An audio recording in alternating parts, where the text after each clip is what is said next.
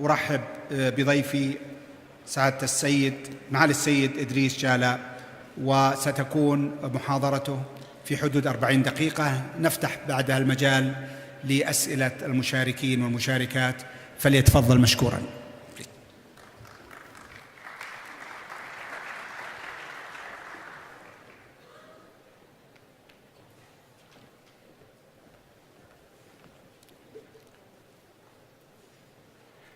Thank you very much.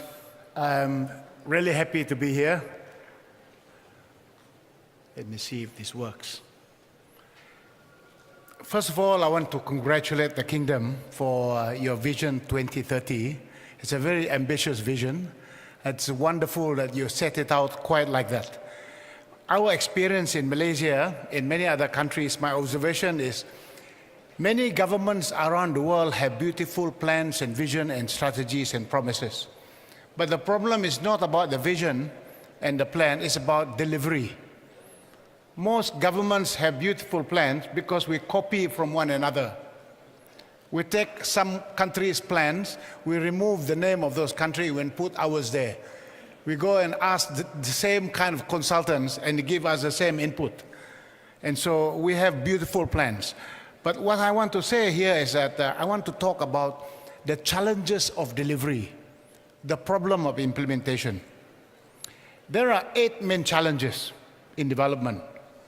The first one is about a lack of direction and it's not focused.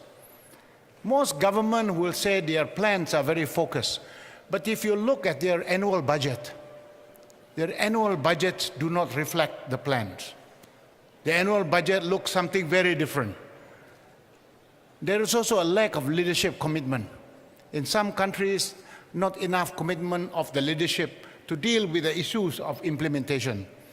And the plans are high level, they're not detailed. At 30,000 feet, but not very detailed. You need the plans to be translated to very practical detail. Implementations can be very rigid and not flexible. People operate in government in silos. Different departments don't talk to one another, and this is the problem. And also, public demands is not always heard. There are a lot of input from the public, but the governments do not hear them. And also in the government, no one is accountable. If you follow football, English Premier League, if the team gets defeated 6-10 times in a row, you know who is accountable. They sack the manager straight away. But in public office, that's not often the case because no one is really accountable for results. There's also a lack of transparency and therefore not enough trust in the government. How do you turn vision and plan and strategies into action to get big, fast results? I can suggest 2 things, not 3, but 2. The first one is you need transformational leadership. If the leadership is not behaving in a transformational manner, you are not going to get it. Second one, you have to introduce a new way of working. Otherwise, the plans will not work. I'm going to talk about this in relatively more details one by one. I believe most people in Saudi Arabia, they would like to get big results and they want to have it quick. They have no time for you to say, by the way, in the year 2040, 2050 is going to come. They want to see your plans in 2030 to be delivered, parts of it this year and next year and next year. They want now. Everything today from the public is they want results now. Let me talk about 3 secrets of transformational leadership. The first one that I think is very, very important, the leaders must pursue the game of the impossible. The more impossible the target is set, the better it is. Because if you want transformation, it's not about doing the same thing incrementally. It's doing really impossible but tough targets. Let me give an example. Our top leadership in Malaysia, when I joined as a minister, they said to me, Idris, can you find a way in which we will get the private sector to invest 300 billion US dollars of investment in Malaysia in the next 8 weeks. 8 weeks to secure 300 billion US of investment from the private sector. That's an impossible target. And so how did we do it? We found a way how to do it. I'll describe a little later. After 8 weeks, we were able to altogether get the private sector to commit to 131 projects. Altogether, 406 billion investment from all of those 131 projects, creating 3.3 million jobs. It was the year 2014 that Bloomberg had put me among the top 10 most influential policymakers. I went to them and asked them, why did you put my name there and why not Obama? And the reason why they put my name there was because they said, you have zero power, but you have influence using a tool called the lab methodology, where we gathered the private sector in the room together with the government to make them commit. So that was done. And because of that, we were able to double our investment for 7 years since we started that work. And for 10 years, we were supposed to create 3.3 million jobs. In the first 7 years, we already created 2.68 million jobs.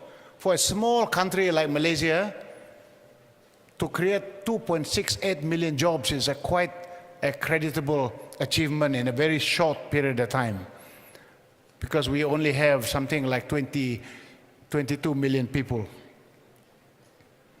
The second secret of transformational leadership is about leaders who are anchored on true north. I repeat, leaders who are anchored on true north. That means the measure of real success is what determines their behavior and how they act. In the case of Malaysia, because we wanted to become a high-income nation by the year 2020, that was defined as the true north. The measure is gross national income per capita, and we used the United Nations, the World Bank definition. Everybody said for 10 years, Malaysia was stuck in the middle income trap, which meant that we were not closing the gap to high income status. For 10 years, we were stuck. Since we started the work that we did to bring the private sector in and to involve themselves in our transformation process, we have closed the gap now. So the World Bank's report confidently said that Malaysia will reach high income status. One of our ministers had a task to reduce crime in Malaysia. And so he was anchored on crime index. You can see, before the work was started, crime was rising every year from 2005 to 2009.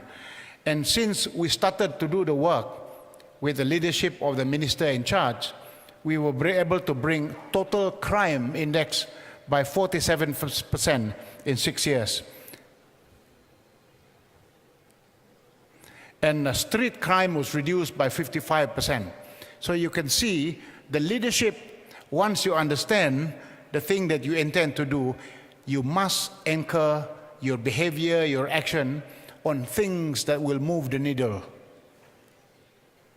The third secret is about leadership who exercise discipline of action. Let me mention 2 words there: discipline and action. Most leaders talk. This is not what we ask. We want leaders to act. We don't want just talk only. We want action. And we want discipline. So if you say the meeting is next week at 2 o'clock in the afternoon on Tuesday, the meeting will be held at 2 o'clock next week on Tuesday. Not 3 o'clock, not 4 o'clock. So the discipline is very important. Holding people accountable. So leadership must hold the public service and the ministries and the people accountable for the plans based on the time that was agreed, based on the actions that were agreed.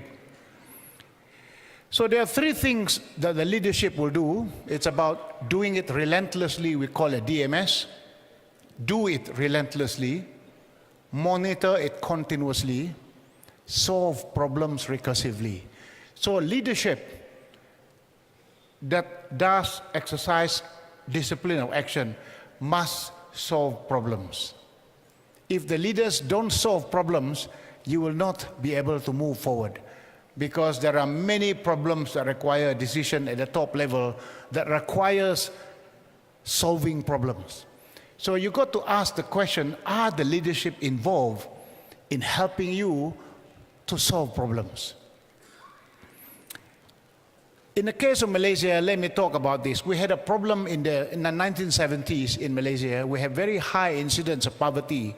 In the 1970s, poverty stood at 49%, 49.3%. We have been relentless about solving problems related to poverty. And so we have every single year, we have been monitoring this. We have been looking at the programs that we put in place to make sure that we reduce poverty. As of 2016, in the World Bank's report, incidence of poverty has dropped to 0.4% in Malaysia. So we're very pleased with this outcome.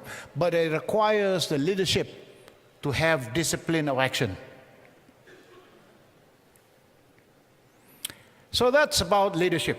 I want to turn now to the next part of my presentation. This is about introducing a new way of working. So to recap, you must have transformational leadership, and secondly, you must introduce a new way of working. We call this in Malaysia the 8-step BFR methodology. BFR means big, fast result. My car number plate is BFR 33, because I believe in life you have to move very fast, you have to get big results, and it must be results. So there are 8 steps. Step 1, 2, 3, and 4 is about planning and thinking. I would propose that 10% of your time is about planning and thinking. Step 5, 6, 7, and 8 is about implementation and doing, action. And that should be 90% of your work. So if it's the other way around, it's bound to fail. If you spend 90% planning and thinking, only 10% implementation, it's not going to work. It has to be that you spend 10% of the time thinking and planning, 90% of the time implementing it. Then it's going to work.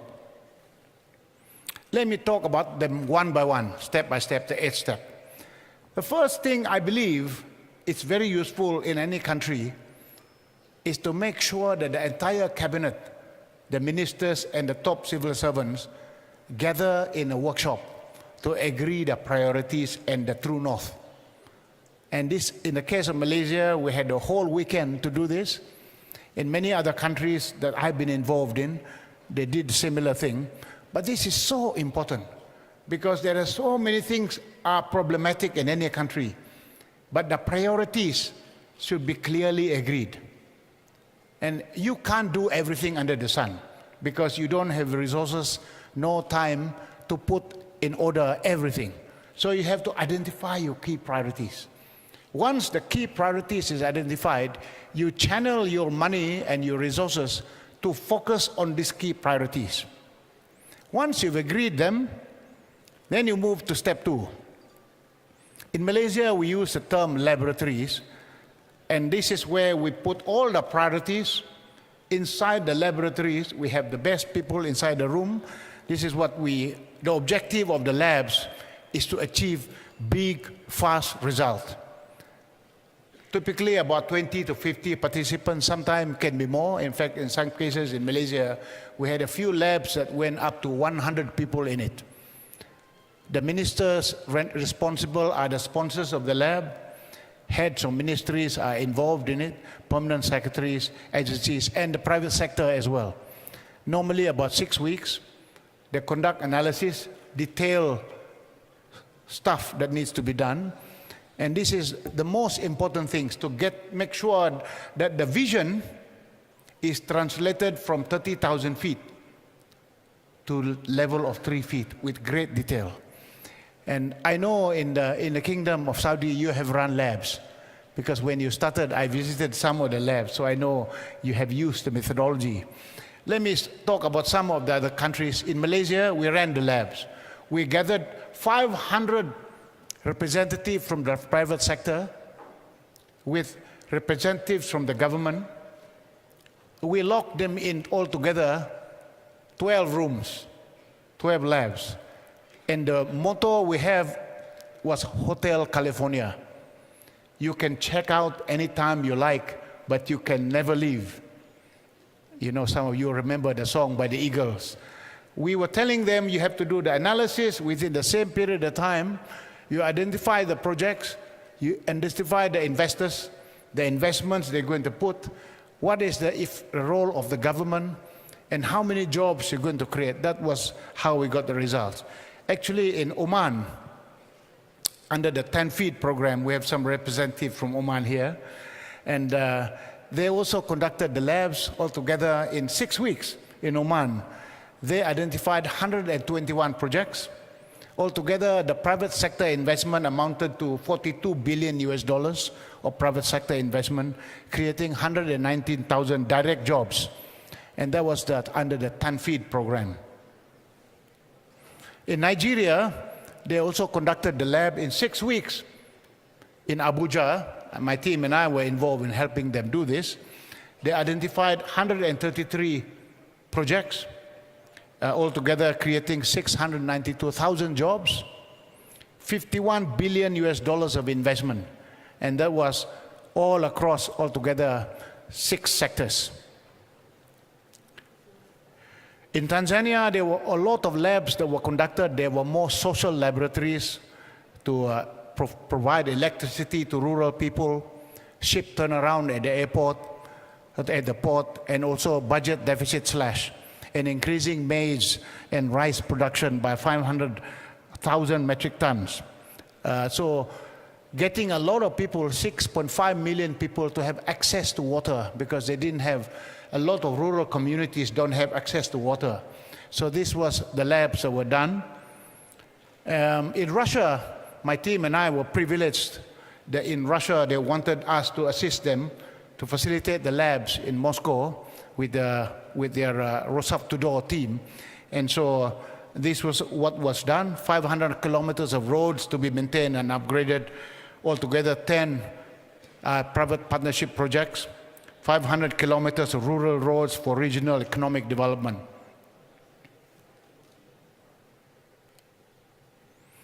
So let me turn now to the step number 3. So if you have finished step number 2, running the labs, you need to turn to step number 3. We call it the open day, making sure that everybody in the country understand and know what you're trying to do as a government. So this is in the case of Malaysia. We had an open day like this, and we had for 2 days, we had members of the public to come and look at the recommendations of the lab in detail. So 8,500 people came. The second one we had was 13,000 people came.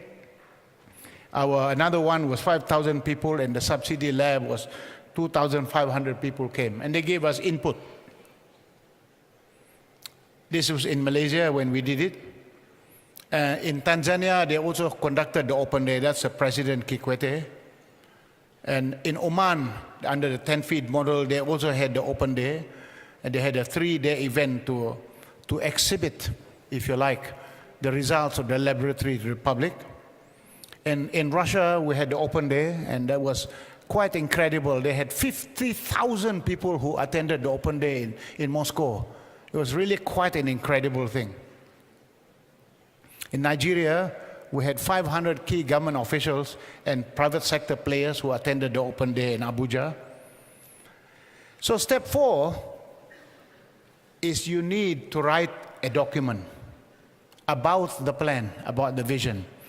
In the case of Malaysia, we had a very detailed roadmap for the economic transformation program.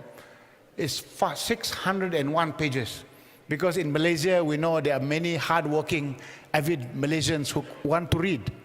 So we give them the thick document, which tells in detail all those things that I described, the 131 projects, exacting detail of what we're going to do. For the lazy Malaysians, we have an executive summary, and that's only 55 pages. For the very lazy Malaysians, we have a 6-minute video. There's no need to read. But I can tell you, in every country that we went to, everybody will tell you that the government is not clear about its direction. If you give them the very big document, the 601 pages, which is very clear, they don't read it. They don't even read the 55 pages. Some of them don't even watch the 6-minute video. But you still need to do it. Why do you need to do the document? The more detailed the document, the better. Because, in my analogy, if you put down a document that is very detailed, very specific, with numbers and commitment there, you make the government completely pregnant. In my analogy, pregnancy, when you're pregnant, there's only one consequence: you have to deliver. So the document, which is detailed, is to make the government totally pregnant with commitment, so that you got no choice but to deliver, even though you know they're not going to read it. Next step. Once you have done that, the document is very detailed. At the beginning of each year, all ministers must receive KPIs, targets, and permanent secretaries. All the ministries receive their KPIs based on the document, based on the detailed plans, and you hold them accountable to it. This we give iPad to all our ministers so that electronically every Friday they can see what has been achieved during the week with traffic light. Red means they didn't do it. Green means they have done it. Amber means they have done half of it. Why on Friday? Because we can spoil their weekend. I remember there was a note from the Prime Minister to one of the ministers, and the question was, last week this same item was red. This week the same item is red. Question: what are you going to do differently on Monday to make sure that next Friday it will turn green? I can tell you, ladies and gentlemen, all hell broke loose that weekend. All the ministries, officials were in the office figuring out and discussing what they're going to do differently on Monday. Let me talk about the next step. It's about implementation, step number 6. I know you have set up delivery units. Here you have ADA and other units as well. And in our case in Malaysia, I recommend you have the working level on this chart. You have permanent secretaries, you have ministers. The highest office in the land, whether it's a prime minister or His Majesty or the president, it's very important that the delivery unit must report to the highest office in the land because of the need to make sure decision making is taken at the highest level. Otherwise, you have problems that cannot be resolved. And we have to have an escalation process. Every week, we monitor the progress made.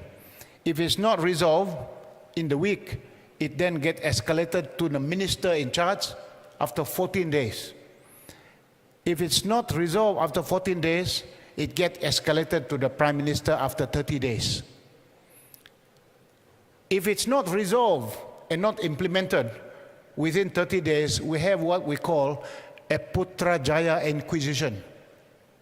An inquisition is you call everybody inside the room with the Prime Minister, with Deputy Prime Ministers and Ministers, and everybody is outside to come there to say what you're going to do to resolve the problem. And normally, we ask for the name of the person to be put there who is the stumbling block to solving the problem. And we say, so-and-so is the person that's blocking the problem. Let that person come here and present to the Prime Minister why he or she is a stumbling block.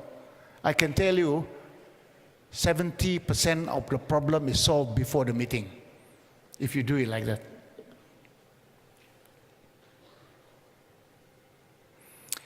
Let me talk about this example of a Minister of Energy, my good friend Peter Chin. On a Saturday morning, I was reading the newspaper, and I saw on the Sabah Times this statement by the minister: I will resign from my job if I fail to achieve Sabah SIDI, which is System Average Interruption Duration Index. We had a lot of blackout in that particular state. Not enough electricity, so we have blackout. And so he was given a very tough target. So I called him, Brother Peter, you better start looking for a new job. Why did you make that announcement? He said, I don't know why I said it. But there was a journalist lady who kept asking me the question, but Minister, what are you going to do if you don't achieve it? Before I knew it, I said I was going to resign. But because he said he was going to resign, he's got no choice now. Now he has to go and do what he has to do. Interestingly enough, you look at the minutes in history, how many minutes in Sabah, in that particular state, we had blackout. In the year 2009, it's 2,867 minutes on the monitor, on the grid. And in the worst of time was the year 2006. The number of minutes of blackout was 4,030. When the Prime Minister gave him an impossible target to bring it down to 700, by the end of the year, they achieved 687 minutes. He just got his job. Otherwise, he would have been sacked. Let me talk about the next step. The next step, ladies and gentlemen, is what I call validation. People don't believe government numbers. If you publish a report, the public do not believe it, because they believe that we in government, we massage the numbers. We distort the numbers, so they don't believe. So in the case of Malaysia, we highly recommend that you get external validators to look at the numbers. In our case, we got external validators to go through this, and experts as well to go through the entire report to make sure that they validate and say, as far as they're concerned, the numbers were robust and correct. And finally, step number 8, to publish an annual report. Normally, our report go on for something like 300 pages. And in the report, you will see the names of the ministers, the promises they made in the book, who has achieved what, who has not achieved it, and with scores. So when it's red color, it means they did not achieve what was set out. Green means they have achieved it. And yellow means they haven't quite achieved all of them, but some of them. And they have scores. If you look at our annual report in Malaysia on the internet, they are so detailed. You know which minister is the highest performing minister. You also know which minister is the worst performing minister. You also know which ministry is the highest performing ministry, which is the worst performing ministry, because this is transparent. Very, very transparent. I believe that if you come with very transparent way to report it out, you will find there's tremendous commitment on the part of the parties to implement and do their best, because they do not want to see their photograph in their report, in the report that says they're worst performing. So everybody act and perform. My team and I, we have been involved in helping some of countries to implement the process, the BFR methodology, and so even as far as St. Lucia in the Caribbean, Nigeria is doing it, Botswana, Senegal, etc. So I want to end by saying, ladies and gentlemen, William James, a renowned American psychologist, once said, the greatest discovery of today's generation is the realization that human beings can improve their lives by altering their state of mind. What I said before was about transformational leadership, that the leadership must act in a manner that's transformational. When I mean leadership, I don't mean one person. I don't mean the king nor one person, not the prime minister. I mean the collective leadership. So leadership is not one person, it's about action. So it's about the behaviors of the leadership. And the second one is about introducing a new way of working. So in my mind, my experience that I've seen around the world is that if you have a beautiful plan, if you have a beautiful vision and a beautiful strategy, you can turn them into reality to achieve big, fast results if you fulfill those two criteria: transformational leadership, and secondly, a new way of working. Thank you.